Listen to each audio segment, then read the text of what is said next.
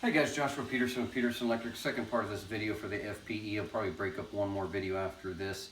So this is the final of what we had. We were able to get that 2x4 in, found a shim on the truck, screwed that in, got it good.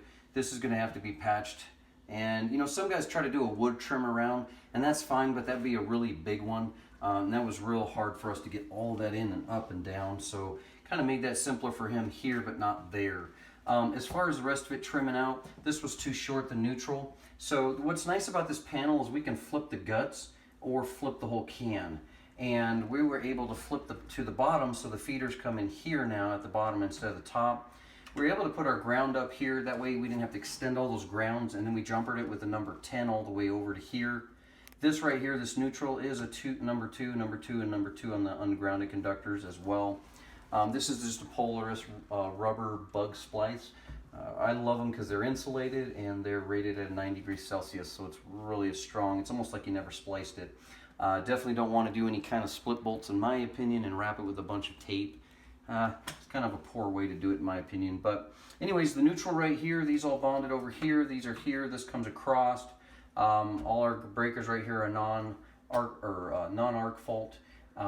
We did identify, so now all these things that we actually identified, 1, 3, 7, 16, 4, 6, 12, 14, blah, blah, blah, those will actually be identified with the old panel cover, and we'll label this one right here. Now some people say, well, did you break it out here and here? Does that matter? It doesn't matter at all. The only reason I did that is because I hit my neutrals long first. That way, if somebody comes in and puts an arc fault, they can trim it out real easy and not make them so short for him. And then you do have to identify as they enter the panel, as they enter multiple RC50s or these old school Romex connectors.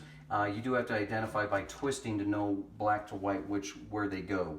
As far as down here, you can use a little Waco connector. They're a 2-port. A lot of guys say, oh, I don't like them. You know, I just have to say, look at your workmanship, look at others. Sometimes the reason why they burn up is they're not getting them stabbed completely. There is a clear plastic window here for you to check that.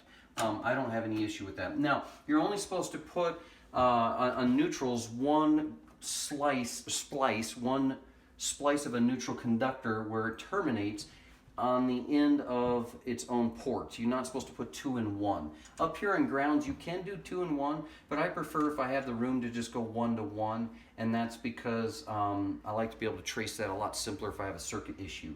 Other than that, yeah, we didn't need to upgrade the panels. Panel was rated up to, I think, 125 amps. It is 100 amp feeding it. We did put our deox inside of here. It is going to be aluminum to its aluminum rating on those bars. This is a premium bus bar, though. This is a copper bus bar, so this panel was a little bit more expensive than my normal main lug indoor.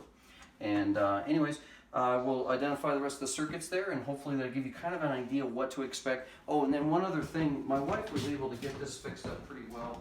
Kudos to her. We were able to get that box put back in and try to get that a little bit mudded there, so not too bad, just a little crack. But do anticipate the other side of the wall when you rip these out, especially with the 2x4 wall. That's it, guys. Have a good one.